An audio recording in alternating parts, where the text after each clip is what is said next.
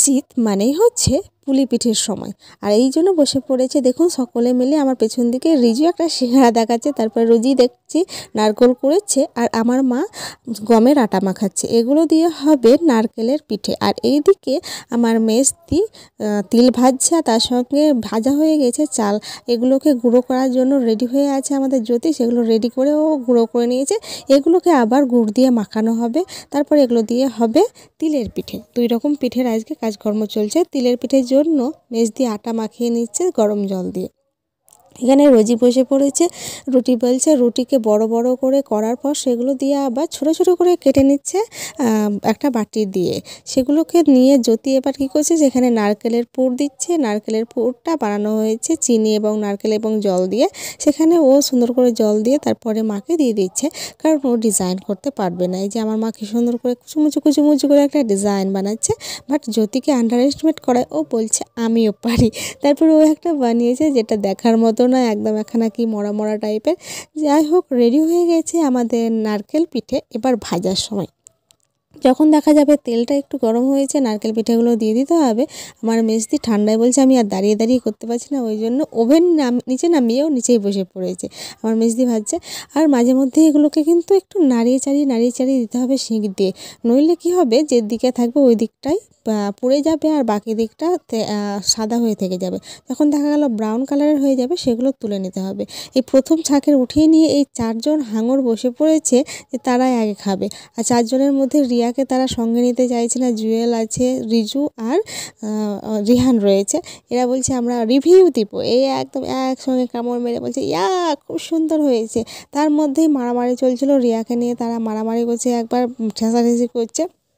এবার শুরু হয়ে গেছে তিলের পিঠে। তিলের পিঠের জন্য বলছিলাম যে চালের আটার গুঁড়ো দরকার। এগুলো নিয়ে আমার মা প্রথমে গোল গোল করে নিয়ে একটা খেলনা সুগোয়ের মতো কিছু একটা করে নিয়েছে, গোল গোল বাটি টাইপের। তার মধ্যে তিলের এই পুরটা বানানো হয়েছে তিল, চালের গুঁড়ো এবং গুড় দিয়ে গরম করে। ভিডিওটা আমি নিতে ভুলে গেছিলাম। যাই হোক, আমার মা বানিয়ে নিচ্ছে। দেখুন রোজি বলছে আমি ডিজাইন করতে পারি, একটা ঝিনুকের মতো ডিজাইন করেছি। আমি বলছি তখন থেকে আমি তো ফাঁকায় বসে আছি, তো আমি একটু কিছু করার চেষ্টা করি। বেকার তখন থেকে বক বক করে ঘুরে ঘুরে বেড়াচ্ছি, তো একটু কাজে লাগলেই হয়। তাই ভাবলাম যে আমি একটা কুচুমুচু করে ডিজাইন করে ফেলি। অ্যাকচুয়ালি আমিও পারি আর কি।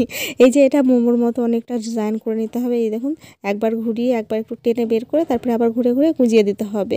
খুব সহজ, বাট প্রথমে একটু কঠিন মনে হয়। এই তো হয়ে গেছে আমার ঝিনুকের মতো একটা ডিজাইন। ওকে, বাকি কাজগুলো আমার মা আর রোজি মিলে করে নিচ্ছে। আমি আর যদি তো তেমন কাজের মানুষ না, আমরা ঘুরে ঘুরে বেড়াচ্ছিলাম।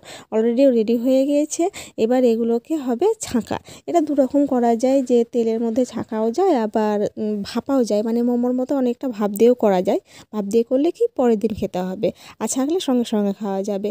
তবে আরেকটা জিনিস, যে এই পিঠেগুলো অনেকটা সাদা সাদাভাবে ভাজলে, যেমন নারকেল পিঠেটা কি হয়েছে ব্রাউন, কিন্তু এখানেও দেখছি একটা ব্রাউন ব্রাউন স্পট পড়ে যাচ্ছে। দিদি বলছে যে আগে নারকেল পিঠেটা করা হয়েছে, ওখান থেকে চিনির রসটা লেগে যাচ্ছে, তার জন্য এরকম হচ্ছে। এবার জ্যোতি আর আমি বসে পড়েছি রিভিউ দিতে যে কেমন হয়েছে। আমরা দুটো নিয়ে বসে পড়েছি, নারকেল পিঠে আর তিল পিঠে দুটো। সেরা হয়েছে, দুটোই খুব সুন্দর হয়েছে। আমরা একটু একটু করে খেয়ে দেখছি, আর ঢং করে করে ভিডিওর দিকে তাকাচ্ছি আর রিভিউ দিচ্ছি। তারপরে আমরা দুজনে রাত্রেবেলায় বেরিয়ে পড়েছি একদম অন্ধকার শুনশান রাস্তায়।